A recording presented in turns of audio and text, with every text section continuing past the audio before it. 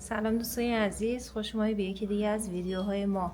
امروز اول وقت اومدم بیمارستان. همونجور که تو ویدیوهای قبل گفتم ماه دیگه عمل دارم. امروز باید میومدم برای بیهوشی با دکتر صحبت میکردم. حالا یه سری کارا رو انجام میدادیم، اون قسمت رفتیم کارامون رو انجام دادیم.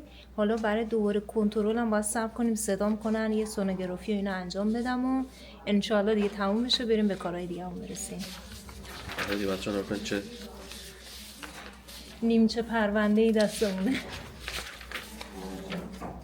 کلی از اینا رو پر کردیم، باید علامت میزدیم برای حالا اگه بیماری خاصی داریم داروی خاصی انجام میدیم، داروی خاصی مصرف میکنیم، حالا هر چیزی دیگه که مربوط حالا به من میشه در مورد مریضی باید اونجا مینوشتیم.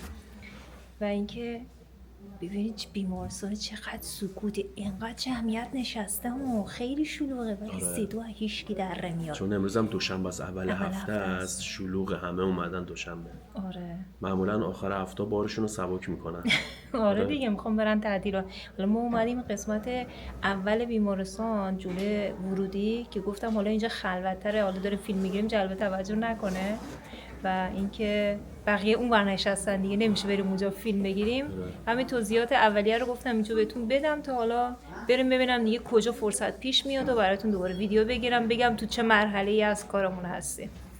اینجا ببین یه دستگاه گذاشتن، شما میای شماره میگیری، با اینکه از قبلا وقت داشته باشی بعد اینجا شماره بگیری، بعد 2 مانیتور بزرگ یا کنی، یکی اونور آبیه یکی هم اینجا این مشکیه گذاشتن، شماره ها رو صدا میکنن. چند تا اتاقه یا کنید اونجا بالا سرم شماره اتاقا رو زدن که هر کسی توی یه اتاق بره اونجا کارش رو انجام بده. بعد دوباره ما میخوایم یه دونه تیکت بگیریم فرار کنیم. مردم اوضاعی نگاه کن، بعد میخونه هیچکی نمیره. بعد از اینجا نگاه کنی از توی این راه رو میریم اون سمت، اونجا اون پنجره ها معلومه، اون قسمت من میرم اونجا کارامو اونجا انجام میدم. 2 تا تیکت شماره بگیرم، شاید یه آشنا اومد لازم داشت جلوتر بهش بدیم. مگه ایرانه؟ بیا بریم.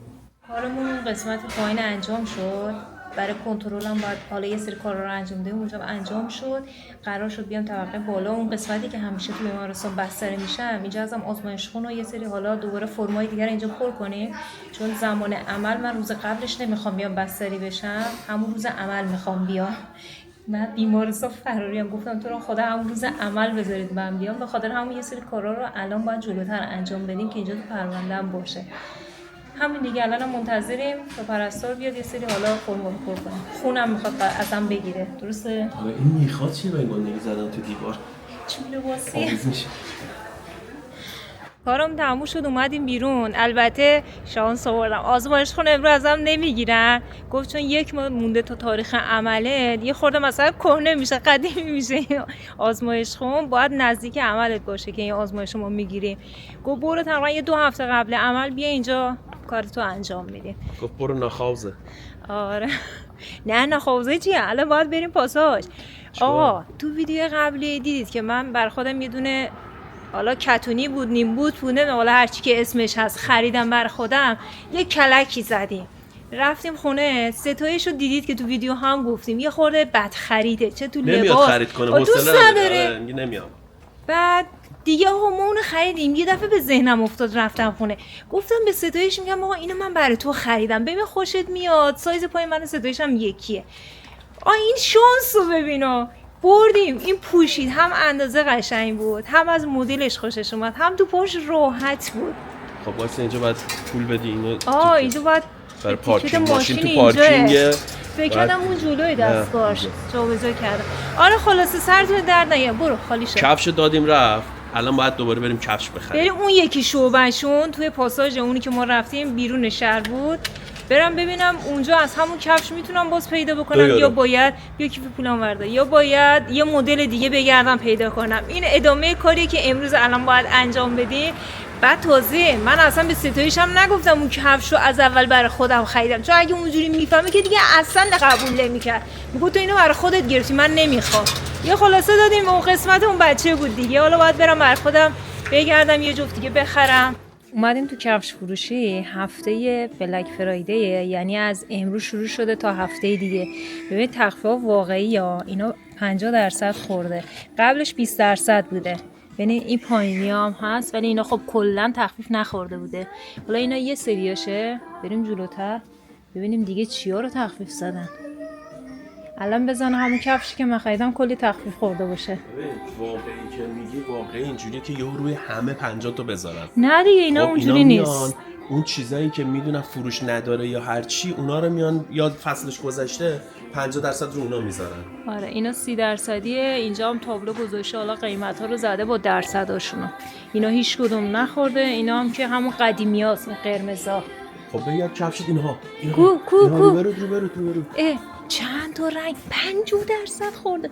همونه نه؟ نه این 30% خورده. نه اون نیست. نه مال من اینجا این پاییناش رنگی بود، آجش هم فرق میکرد. آره شبیه اونه. بریم ببینیم داره ازش یا نه، یا اینکه مجبورم یه مدل دیگه ای بردارم. اینا چیه؟ اینا ببینید 30% خورده. 80 یورو بوده قیمتاشون. اینجا اینا هم همینجور. اینا هم 30%. من برم بگردم، اینجوری نمیتونم تمرکز کنم. بگردم ببینم کفش مورد نظر رو پیدا میکنم یا نه. دوستان اون کفش مورد نظر رو پیدا نکردم، متاسفانه نداره تو این شعبه.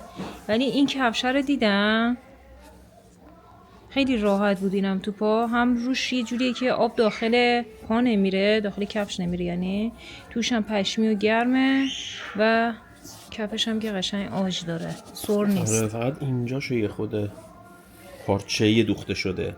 آها آبو به خودش یعنی میگیره. چون گرم میشه توش. آره یه جوری انگار مثلا کفش نیستین. گالشه. نه یه چیزی انگار مثلا من درآوردیه. نمیدونم. حالا این اولین چیزی که به چشم اومد، تو پام راحت بود. حالا باشه بریم اون طرف باز دور بزنیم ببینم پیدا میکنم چیزی نه. آخه مجبورم بیام اینا بخرم. جوینده یابنده است. گشتیم پیدا کردیم. پیدا کردیم بچه‌ها.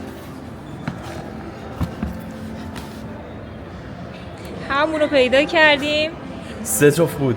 آره شانس سایز پای منم داشت. آره همین یه جفت سایز پات بود نه؟ آره یه دونه 40 بود، یه دونه 37، یه 36 بود. آره خلاصه عین هم. حالا باید مواظب باشی با ستاش کفشاتون قاطی نشه. حالا من یه گوشه یه جاشو یه علامتی میزنم. یه کاری میکنم که پا نکنی تو کفشم. آره ماشینا رو چقدر خوشگله رنگش. پاساژ هم ورداشتن، تزیینات انجام دادم به خاطر کریسمس. از الان بریم حالا یه چند تا دیگه واسهتون میگیرم ببینیم چه جوریه. البته این درخت‌ها هر سال همین مدلی و همین رنگی هن. هیچ تغییری توشون انجام نمیدن. مغازه هم همه دیگه تخفیفا رو زدن. آره البته از 50%. همه‌شون نیست. نه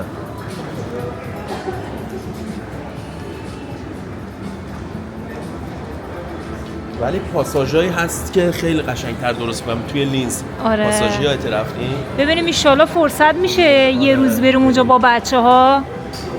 اینجا صحنه نگاه کن. ستاره بارونه. شب قشنگ معلومه. الان قشنگ معلوم نیست چون نور داره. پس یه شب بریم تو بازارمون خیلی قشنگ شده. بریم اونجا رو بگیریم شب. اومدیم توی تک مکس، قسمت مورد علاقه‌مون سمت ظرف و ظروفا. قوری رو ببین چقدر خوشگله. ما هر موقع میام این سمت باید تو این فروشگاه بیام. الان اینجا هیچ کاری نداریم ولی اومدیم نگاه کنیم یه ذره شارژ بشیم. این بابا نوئله. ببین قیمتشو میتونه ببینی چنده؟ اینجا زد 20 یورو. این که 20 یورو احتمالاً اونم همونه. حالا چیزای دیگه‌ش هم داره اینجا. ببین چقدر آخه اینا خوشگلن. آدم کیف میکنه. میتونی برش داری. درشو؟ آره. یه جوری نمیشه. بادمجونه یا کیک چیه؟ فندوقه؟ نه اینطوری بگیری نمیشه. آره اینو بالونه. فندوق که اسم سگ همسایه‌مونه. این نگاه جای کره پنیریه قطاره. خیلی کارهای خوشگلیه. اینو به هوای کریسمس آوردن. این قسمت هم برای خوراکیاست. چیزای عجق وجق میارن اینجا. عجق وجق. این چیه الان مثلا واقعا عجق وجق. این دل و جیگره. آره دیگه دل چیز مرغه. جدا؟ یه سری ظرف هم اینجا آوردن. خیلی خوشگلن.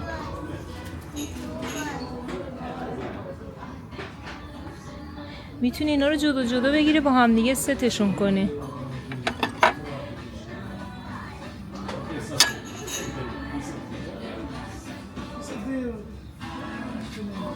چقدر سنگینه این.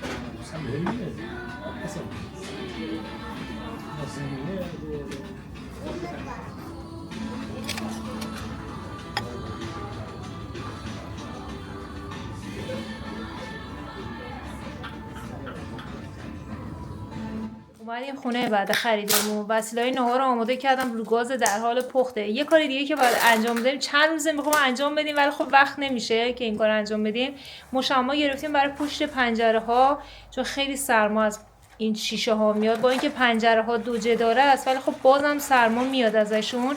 شوفاژ هم سمت پنجره هاست. وقتی روشن میکنیم گرمای شوفاژات یه مقدارش از شیشه بالاخره انگار رد میشه بیرون ور نمیم یه همچین مدلیه. حالا ما ترجیح دادیم که مشما بزنیم که جلوی سرما گرفته بشه.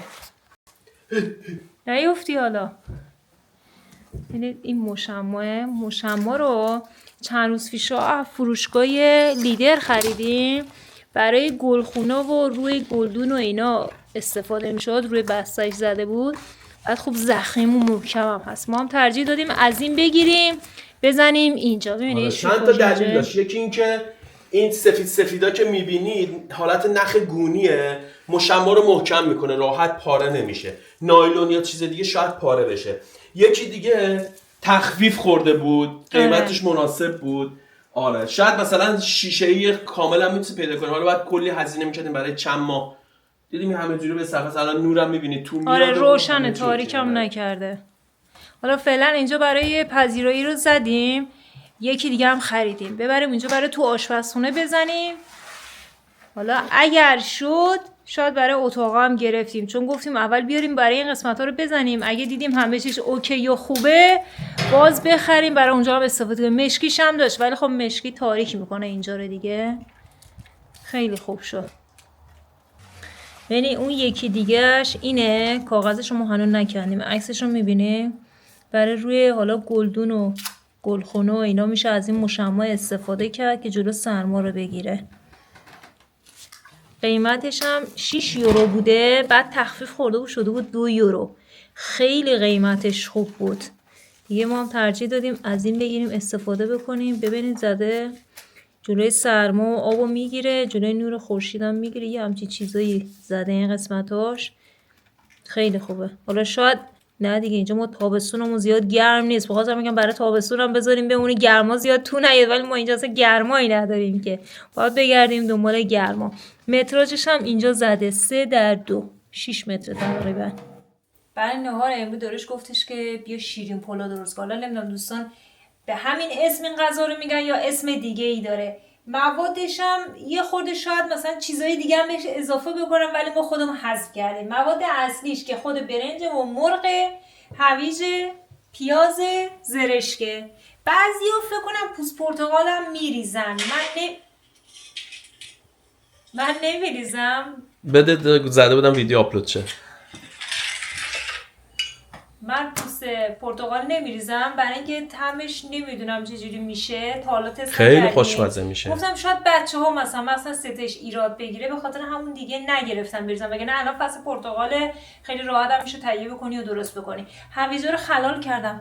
پوستم کنده شد تا این هویجا رو اینجوری خلال درآوردم. رنده‌ای نداریم که اینجوری خلال بکنه. پیاز چیه؟ خب پیازداغ هم میخوام بکنم یه استکار پیازداغ نداشته باشه که اصلا غذا مزه نمیده. حالا تو مرغم پیازداغ کردم و ادویه اینا زدم داره اون میپزه ولی خب جدا هم دوباره پیازداغ درست میکنم برای داخل مواد. خب یه مختصر بگم برنجمون رو که میذاریم جوش بیاد آبکشش میکنیم. مرغم سینه گذاشتم تقریبا یه مقدار بپزه این ریشش میکنم. هویج و پیازم با زرشکم تفت میدم همه رو با هم دیگه تو مایع قاطی میکنم. یه بعضی 2-3 قاشق آب مرغم توش میریزم. برنجی که آبکش کردیم لایه لایه این مواد میریزیم و برنج رو دم میکنیم. یه چند تا گل کلم هم گرفتیم. هویجشون برای نهار لازم داشتیم این بسته‌ای گرفتیم دیگه. دیدیم هویج اضافه میاد مجبور شدیم گل کلم 2 تا بخریم. یه مقدارم کرفس فلفل هم توی یخچال داریم. گفتیم یه ظرف شور درست کنیم. شورایی که درست کردیم خوردیم تموم شده. گفتیم حالا یه ظرف شور دوباره بندازیم که داشته باشیم. برنج رو دم کردم دیگه از بقیه مراحلش نشد ویدیو بگیری چون خیلی عجله‌ای گفتم زود آماده بشه. خیلی شیر تو شیر بود همه چی. آره ستایش هم الان مدرسه میاد به خاطر اون دیگه گفتم زود آماده بشه دیگه دمش کردم. زرشکو فقط روی برنجمون ریختم، خاطر که ستایش دوست نداره دیگه زیر برنج رو قاطی نکردم. حالا موقع کشیدن از رومو برای خودمون برم داریم، برای ستایش هم جدا. اینم بود مواد داخلش. اینو گذاشتیم اینجا دم بکشه. آب مرغم یه مقدار مونده توش رب زدم. ستایش دوست داره برنج درست کنم حتما آب خورشتم باشه که بریزه روی برنجش، اینجوری دوست داره. وسیله های شورم که اینجا خورد کردیم، کرفسمون بر توی سطله، اینا رو هم بشوریم بعد بریزیم توی ظرف. یه مقدار ظرفا هم که کثیف شده موند اونجا دیگه شستنش افتاد به عهده داریوش. اینا رو بشوره و بریم نهار آماده بشه. نهار تصمیم نداشتم اینا رو بشورم، خیلی خیلی وقت ظرف نشستی ها، فکر کنم 1 ماه بیشتره نه دیگه. حالا ببین الان هم تازه ظرفی نیست، یه مایتبه است 2 تا قاشق و بشقابه، میخواد فقط اسمش این باشه که بگه من ظرف شستم. شورم خواستم میگم شورم دم کردیم شورم درست کردم. اینجا توی این شیشه یه دونه ریختیم، یه دونه هم توی این سطل ریختم، آب و نمک و سرکش هم ریختیم. سیرم آوردم پوست کردم، سیر نزدیک بود یادمون بره، من گفتم خدا این یه چیزیش انگار کمه. سیرم دیگه آوردم کلی بهش ریختم و اضافه کردم. این دفعه نعنا خشک نزدم، بعضی وقتا حالا من درست میکردم مثلا نعنا خشکم توی آبش قاطی می‌کردم، حالا این دفعه دیگه نریختم، زردچوبه اینا هم نزدیم.